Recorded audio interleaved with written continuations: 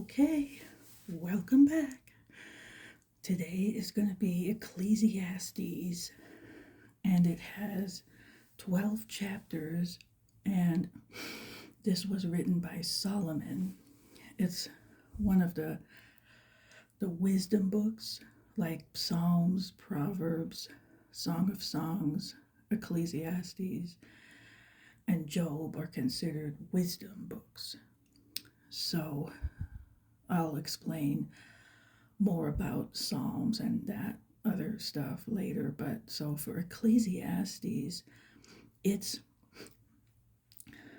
it's wisdom, but there are a couple of things we have to keep in mind. One of them is okay. I mean, Solomon wrote this BC, so he didn't know all the stuff we know about what's going on now, from the New Testament. And he makes statements like a man dies and he just, basically gets buried and returns to dust, and that's the end of it. So he didn't have all the enlightenment that we do now. So he just didn't know. He didn't know all these things. So, like we know now, we have the privilege of all this great, good news information that not everybody, they didn't have this back then. Some knew there was a resurrection, and some just didn't know. But anyway, so he's writing from that perspective up until that time. And, like that thing called progressive revelation, up until then, that's how far it had expanded, and that's it.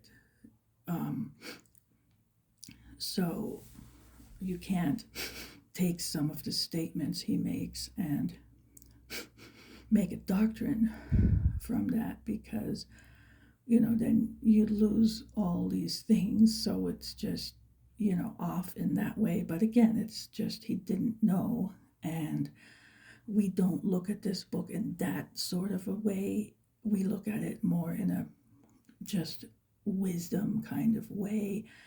And the kind of wisdom, I mean, he was definitely a very brilliant man. You can just reading everything that he did and wrote and all he did, somewhere during his time, he began to backslide, and they're saying it's from all his wives from other places that led him astray. So that's unfortunate.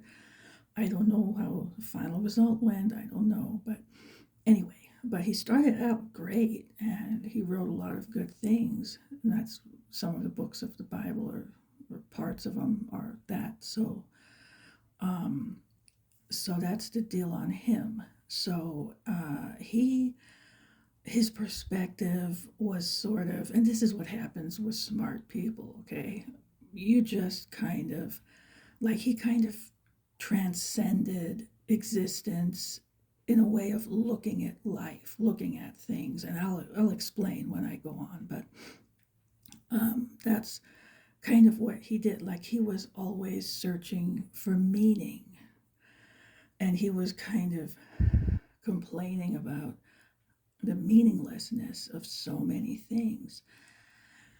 And when you're a deep thinker, you get that way. You just think about all this stuff, and you wonder, what's the point? Why is this happening? What's the end result of all this? That kind of thing. You just want meaning. You crave meaning out of something.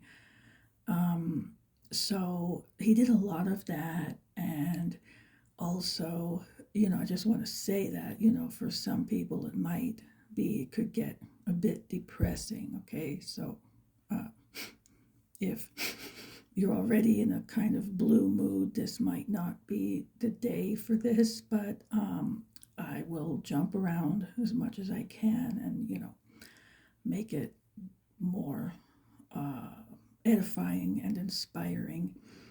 So anyway, yeah, he did a whole lot of that. And when you think about life, I mean, you really can get into all kinds of these places. Not that they're dark places, but they're just places where you start thinking. Like if you put yourself above it all, and when you, many times when people get closer to dying, they start thinking this way. They look back on their life and it's like, what did it all really mean? What did it all really matter? Right? What was the part of it that was meaningful? That's the kind of thing he does a lot. Okay. So, it's normal to, look at these things and just contemplate this that way, like what's the point? Like people, they spend their whole life working, maybe getting degrees, getting ahead in a successful career, climbing the corporate ladder, all these things. They get a house, they get a bigger house, they get all the accessories to go along with it, all the toys for the parking lot and the garage, and then what, right? At the end of their life, if that's all there was, what did it really mean? What did it really matter, right?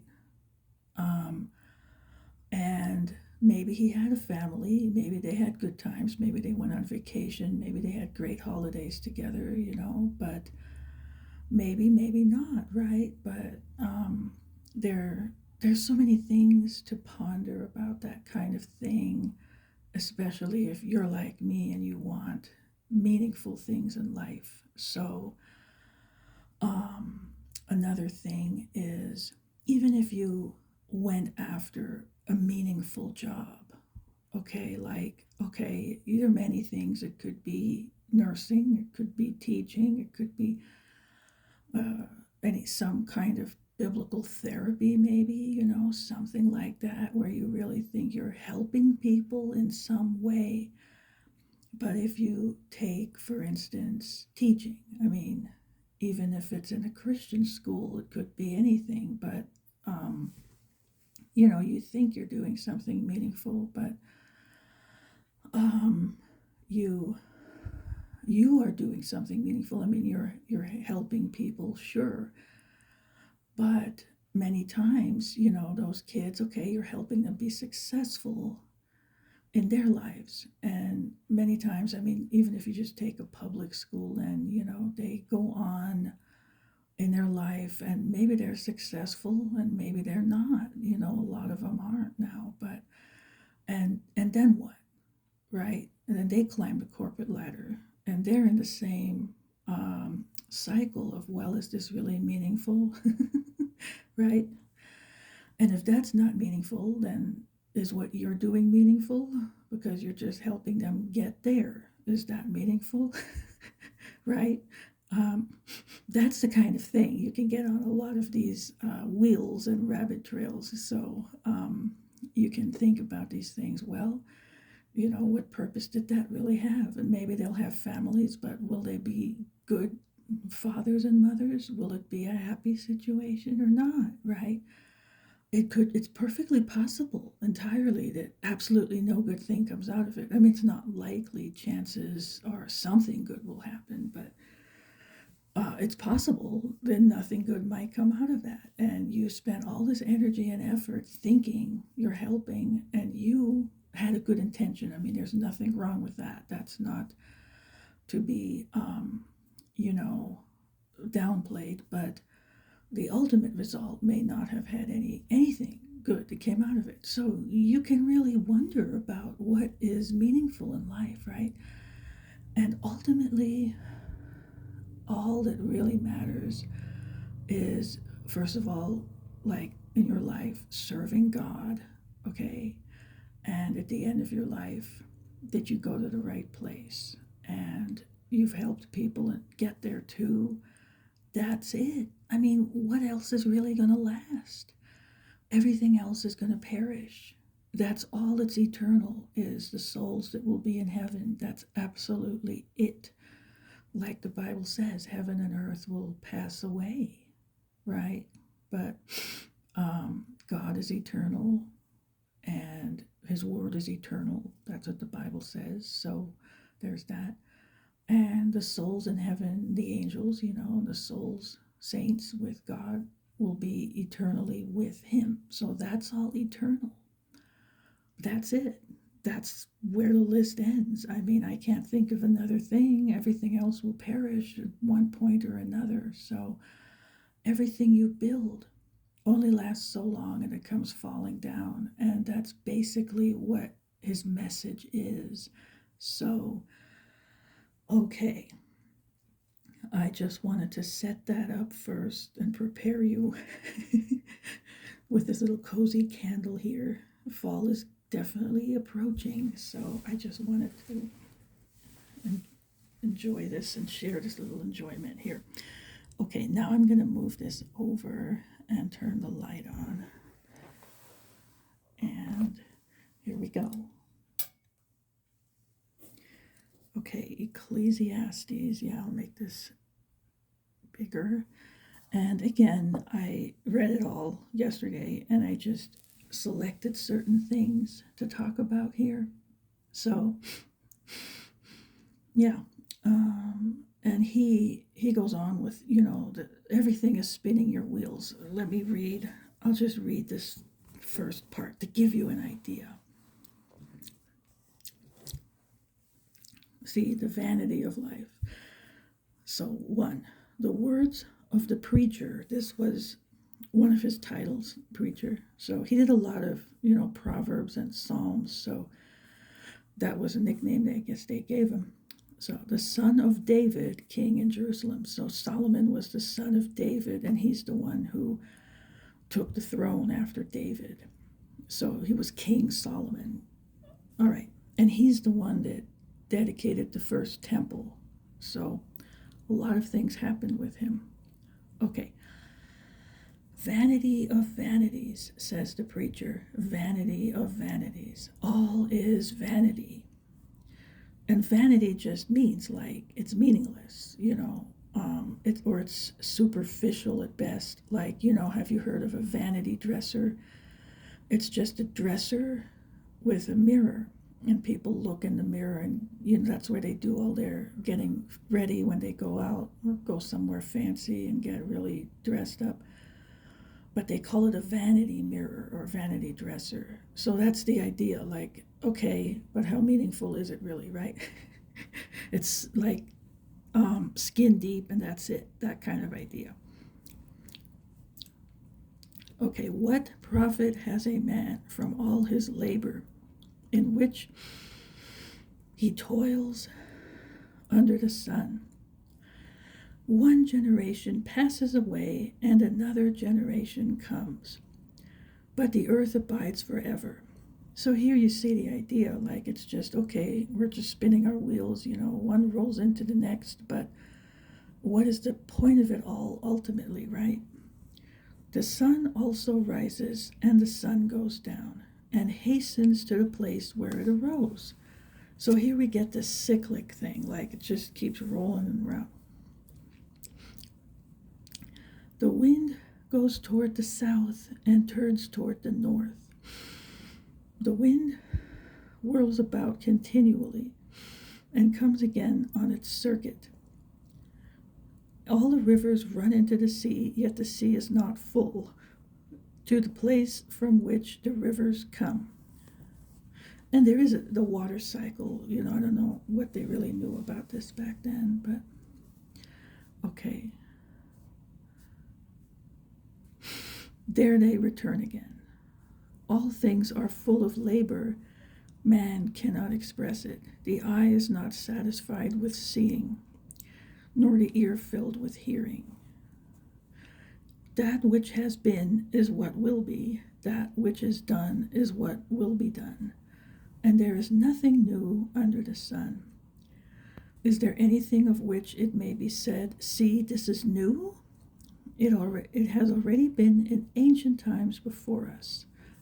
I had to laugh when I read this. I thought, well, there are some things like they didn't have a coffee maker. But I know these are modern times, and life was pretty much the same for millennium, so anyway. okay? There is no remembrance of former things, nor will there be any remembrance of things that are to come by those who will come after. So here he gets into the, well, no matter all the stuff you do, nobody will remember it, or you anyway, that you did it. So it's now that kind of meaning, like the legacy kind of a thing. So he gets into that kind of thing. And, yeah, so, okay, here. I, the preacher, was king over Israel in Jerusalem, and I set my heart to seek and search out by wisdom concerning all that is done under heaven. This burdensome task God has given to the sons of man, by which they may be exercised. So see, that's what he was trying to do, like everything under heaven, under the sun. And this comes up a lot, under the sun, and that's where it stopped. Like he didn't know what went on in the heavens. So, okay. I have seen all the works that are done under the sun, and indeed all is vanity and grasping for the wind. So you see how this can get kind of melancholy. It didn't affect me, but I'm saying some people might, depending on your situation. So just don't get that way, okay? After this, just read something happy, okay? Go back to the New Testament and read something happy. Read your favorite spot or whatever. Okay, 15. What is crooked cannot be made straight, and what is lacking cannot be numbered. I communed with my heart, saying, look, I have attained greatness and have gained more wisdom than all who were before me in Jerusalem. My heart has understood great wisdom and knowledge. And I set my heart to know wisdom and to know madness and folly. I perceived that this also is grasping for the wind. So he wanted to go to all these extremes and really explore things that way. And, he was great. He was famous. Other kings and queens came to visit him because of all his wisdom. And that was like the height of that whole kingdom when David and Solomon were there. So it was a splendorous thing to go and see. So they went there for that. Anyway, so he was great. And the same thing. Okay, so what's the meaning in that? So I'm famous, right? So what, right? So anyway, he really was one to know these things because he had the opportunity to experience all these things. I mean, he was king, he built, had the temple built. He had a foot in everything. I mean, he had the best foods, right? So he would know, okay. So, all right. For in much wisdom is much grief, and he who increases knowledge increases sorrow. So here, this is just like, well, sometimes it's better not to know. Like, sometimes ignorance is bliss. Sometimes it's better. Like, when you think of little kids, they're just enjoying themselves. They don't care what else is going on. It's the adults that are all worried and stressed out about the bills and World War III and, politics and this and that and inflation and all these things. But kids, they're in a different place. So it's like almost, it's better not to know things sometimes, right? So, all right, now let's see. Then he gets into like the vanity of pleasure. So, anyway, he gets into all this and like, okay, I'll read a little more. I said in my heart, come now, I will test you with mirth. That means just merriment. And so, therefore, enjoy pleasure, But surely this also was vanity. I said of laughter, madness, and of mirth, what does it accomplish? I searched in, see how he's always looking for what's the point, right? What is it going to do? I searched in my heart how to gratify my flesh with wine while guiding my heart with wisdom, and how to lay hold on folly till I might see what was good for the sons of men to do under heaven all the days of their lives. So it was a little research project, like, okay, let's find out what's good to do, and then we can have people do that, right? He was thinking practically in a way, sure, and I mean, by all means, pleasure is good, but it's not the end goal of life. So, that's what he found out, I guess. Here, I made my works great. I built myself houses and planted myself vineyards. I made myself gardens and orchards, and I planted all kinds of fruit trees in them. I made myself water pools from which to water the growing trees of the grove. I acquired male and female servants and had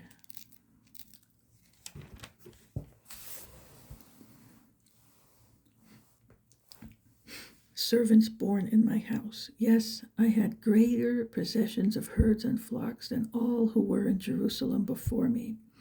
I also gathered for myself silver and gold and the special treasures of kings and of the provinces.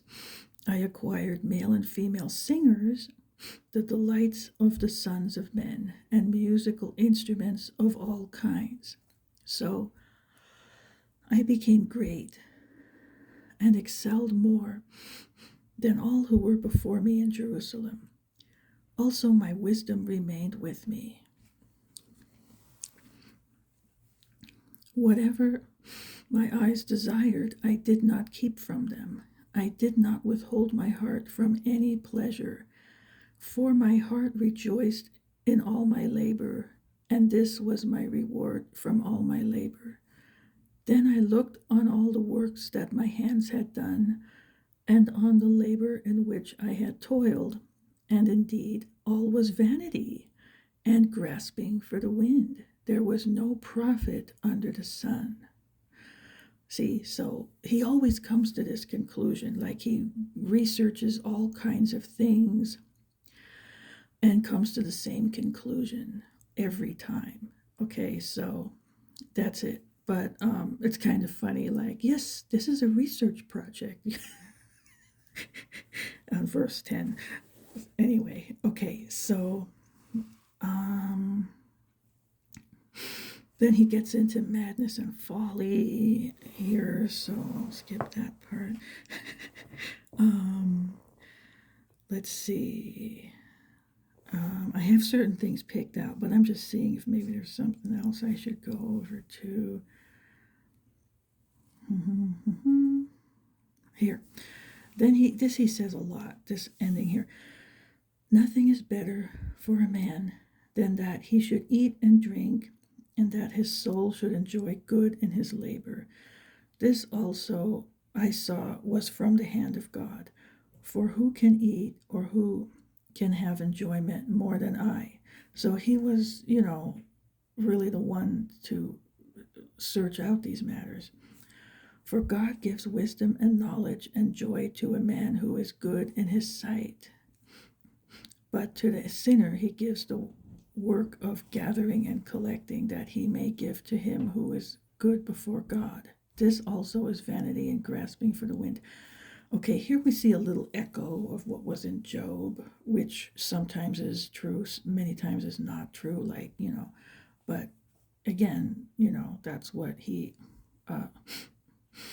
saying. So it's the word of man more than anything. It's just his observation.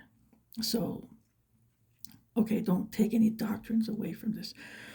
All right, everything has its time, and they made songs about these kinds of things. So, a time for this, a time for that. So, he goes on with that, and then here, the God-given task.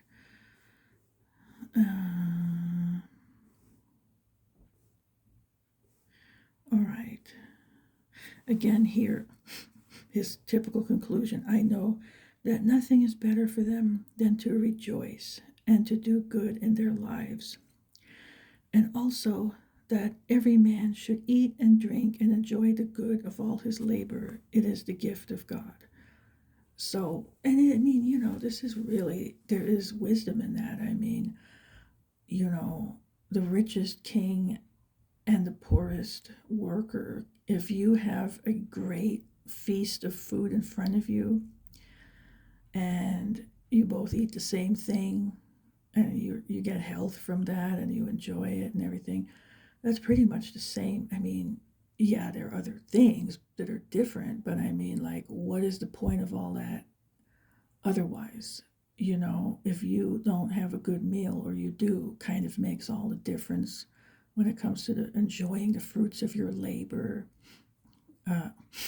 Sure, you could have nice clothes and okay, but um, I'm not into a lot of, like, some people, jewelry. Oh my goodness. Well, anyway, but I enjoyed travel a lot, like nature, enjoying different types of climates, whether it's tropical or something else, and landscapes and nature. That was one of my best pleasures in life. But um, so, there are things like that. But if you try to make a list of these things, it's not a whole lot, outside of, if you get meaning out of something. And again, like I made it when I talked about meaningful jobs. I mean, a Christian school is different because you're sharing things about the gospel, and of course that's the thing that's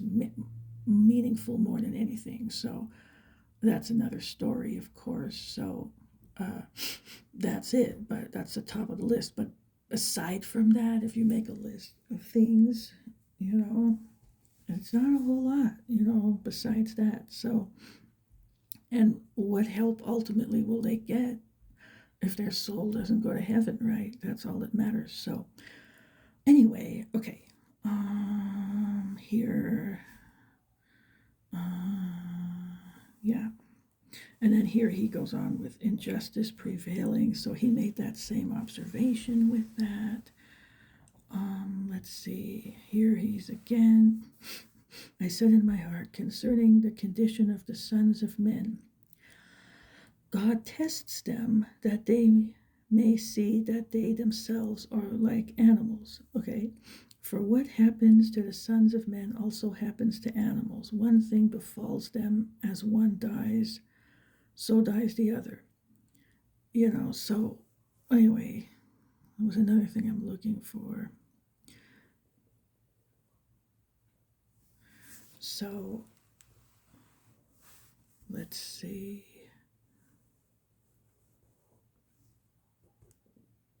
Again, same thing. You're nothing new under the sun. Then here, vanity of selfish toil, like the same idea with labor, and what good is it in the end?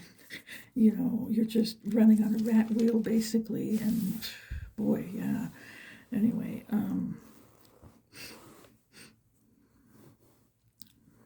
so let's see.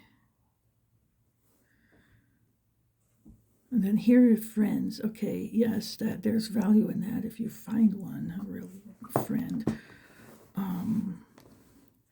Popularity, like even that passes away, and that's, how meaningful is it if it doesn't last? That kind of thing. Down here, he has this advice: fear God and keep your vows. Let's see.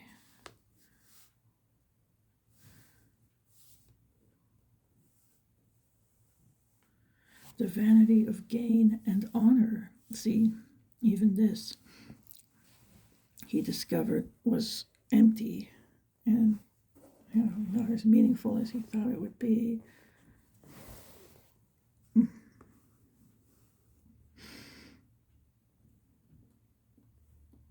this is the same, same conclusion. There's one that was a little different, so I'm looking for that, and I'll get there. It'll pop up. let's see.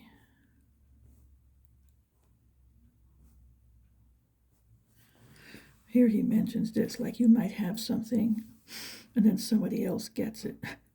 And like, how meaningful was that, right? Um, let's see. Children that are born and things don't go well. Yeah, see, that's another problem. You never know, and that can not go well. Okay, so, same kind of thing there.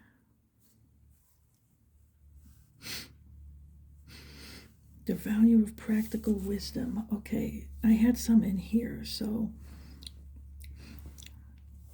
verse 5 I had singled out. It is better to hear the rebuke of the wise than for a man to hear the song of fools. And this is a lot like some of the Proverbs where it's like the kisses of an enemy are deceitful, kind of that kind of thing, but the correction of a friend is like good for you, and that's so true. Might be painful, but it's true. So that's that kind of idea here. Okay, and then 12 here. For wisdom is a defense as money is a defense, but the excellence of knowledge is that wisdom gives life to those who have it. And that's so true. I mean, if you don't have wisdom, even if you have money, like it says, it's easy to part a fool with it from his money. If you have wisdom, then you'll have both. Well, not that you'll have money, but if you have money, you'll be more prone to keeping it. So, wisdom is very important. Oh, let's see. Another thing, and a lot of people don't notice the difference between knowledge and wisdom. Knowledge is only information that you've acquired. Wisdom is the application of knowledge, the correct application of knowledge. And that's even more important. It's what you do with the knowledge. That's the wisdom. If you do the right thing with it, of course, that's the wisdom. And, a lot of people misunderstand what the actual definition of intelligence is, too. And there are many things you can say about that. Critical thinking, yes. Logic, yes. That kind of thing, and more. But there are things people get into different subjects, but some of it is more creative and some of it is more analytical. But some people make a big deal about memory. Memory is not it. Memory is just storage of information. It's what you do with that that determines if you're smart or not. And that's it. Like, there are people, they pride themselves in accumulating vast amounts of trivia knowledge, right? Like, what was the middle initial of some baseball player that lived in this year in that place, that team, who cares? It doesn't matter 1 ounce of anything. I mean, that kind of thing that's meaningless. Okay, let me just say that is meaningless. And it's other things. That's just an example. But trivia like that is meaningless. Okay, so you want to get wisdom, all right? And, there are Bible verses that say the fear of God is the beginning of wisdom. So anyway,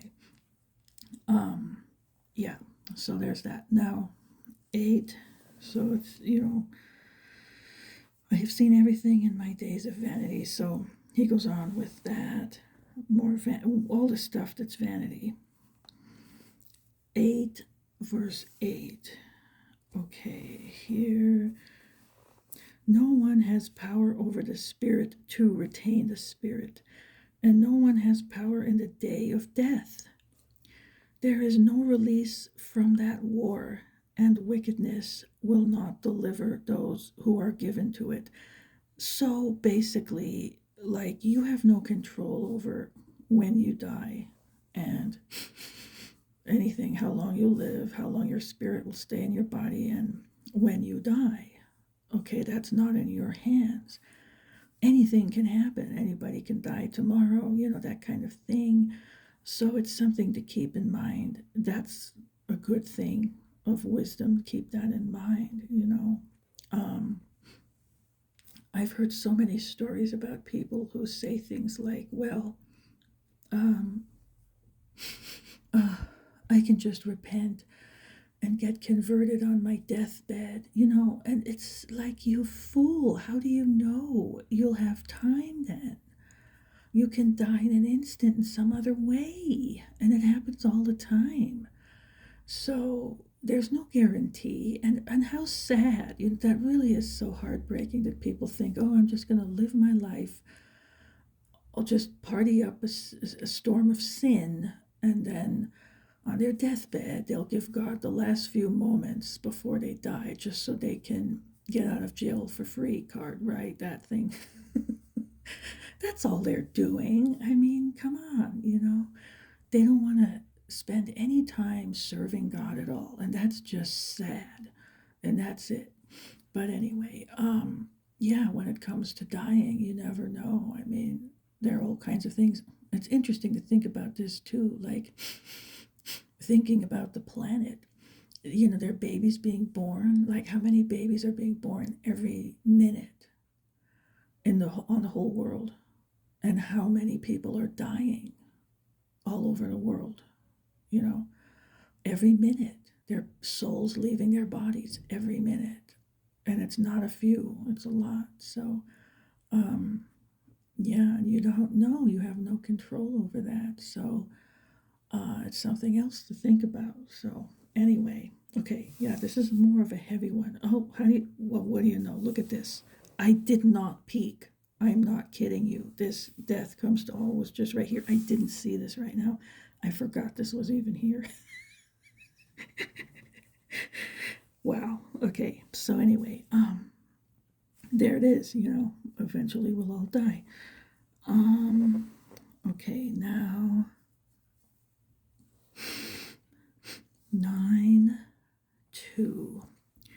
All things come alike to all. Now he's on that. One event happens to the righteous and the wicked, to the good and clean and the unclean. So that's more along the lines of reality, like the good and bad happens to both, the good and bad. That's just sprinkled throughout the world all over. So that's life, and it's that way for a reason. I talked about that a lot. To him who sacrifices and him who does not sacrifice, as is the good, so is the sinner, he who takes an oath as he who fears an oath. So, like, it all happens to everybody the same. So one would question, well, what does it matter? It matters because you're serving God if you do the right thing. That's it. And that in and of itself is enough. It's meaningful enough. That's really the only thing that's meaningful. But anyway, okay. So now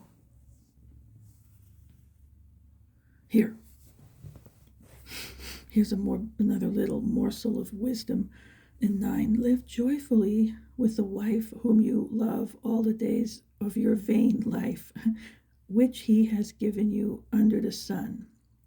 All your days of vanity, for that is your portion in life and in the labor which you perform under the sun. So that's another little thing, okay? So he found all this out somehow. I don't know. Okay, now 11 through 12. It's another nugget here. I returned and saw under the sun that the race is not to the swift, nor the battle to the strong, nor bread to the wise, nor riches to men of understanding. Yeah, I noticed that too. Okay, all right, nor favor to men of skill, but time and chance happen to them all. That is so true. Oh, yes. Yeah. For man also does not know his time, like fish taken in a cruel net, like birds caught in a snare. And it's just, that's it. Your time's up, right? And they didn't think it was going to happen then to them, right? So the sons of men are snared in an evil time when it falls suddenly upon them. Okay, it's so true. All right. And you don't want to be caught off guard in the wrong way at the wrong time, not expecting that. So, okay, I'm definitely going to have to end with something else, but here's one more. 12. This is the last chapter.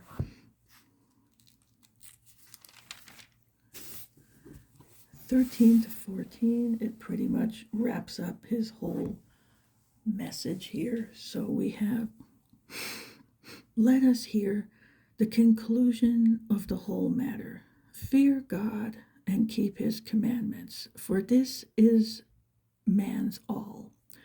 So obey God, serve God, obey God, submit to God. That's it.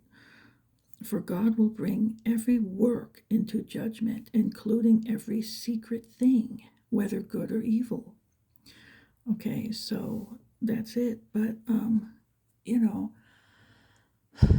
the only thing that really matters is a relationship with God.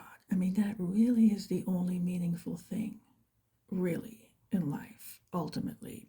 Even if you have a family, children, that's nice. If it's going well, great. But you have no guarantee they're going to end up in heaven as well. You don't know. And that's another thing. I would rather not have kids than have had kids that don't end up there. That's tragic. So you still never know. But, and you might have done all the right things. It's not up to you, it's their choice. So that's it. But, the only thing that's really meaningful ultimately is a relationship with God. So everything else under the sun does not matter. Ultimately, it doesn't matter. It's nice. You might enjoy some things. You might be spinning your wheels a lot. But, whether you have a lot or a little, we're all going to die and we can't take any of it with us. It's just all going to perish anyway. So how meaningful is that, right? It's okay for our life, but that's not the ultimate. I always feel bad for people who don't believe and they don't have any hope and they think this life is it. It's just that is depressing. Okay, so now let me go over. Let me find a nice place over here that will be a very uplifting thing. So just don't take off yet. Just wait. You're not dismissed yet. Okay, here. We got this one, and it's a little quiz. Okay, you have to guess where this is. So, for God so loved the world that he gave his only begotten Son, that whoever, okay, could be you, whoever, believes in him should not perish but have everlasting life. For God did not send his Son into the world to condemn the world, but that the world through him might be saved. Okay, so there's that. And let's see.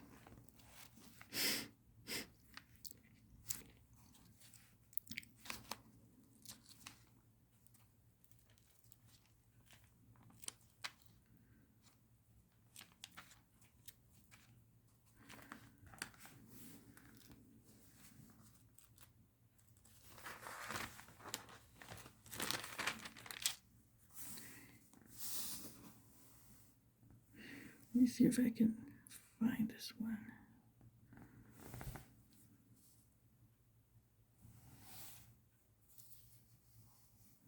Well, this is a good one. Okay. For I consider that the sufferings of this present time are not worthy to be compared with the glory which shall be revealed in us. Okay.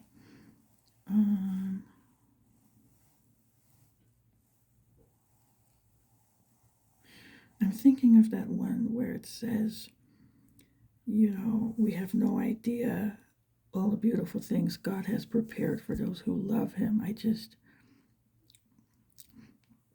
Not sure. I thought it was in here somewhere, but anyway, you probably know which one I mean anyway. But yeah, so there are just so many wonderful things in here. So let's see.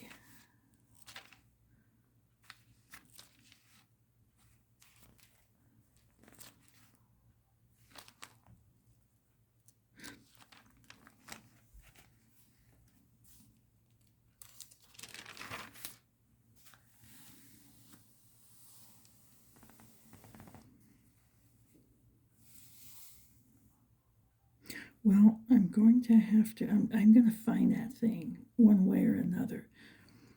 But I don't know if it's in here, but I'm going to find it and then I'll just have to share it again next time. But look for something else in the meantime. Let's see.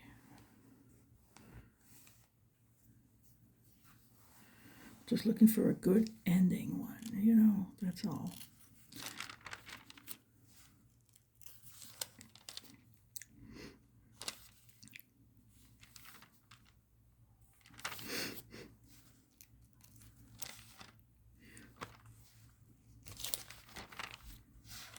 And there's so many, and that's when your mind goes blank, of course. Okay, well, let's see over here. There's some good ones here.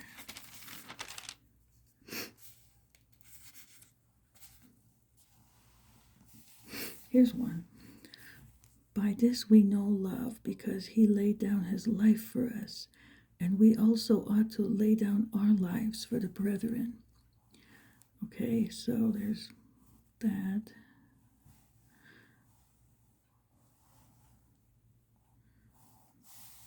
So, right. Yeah,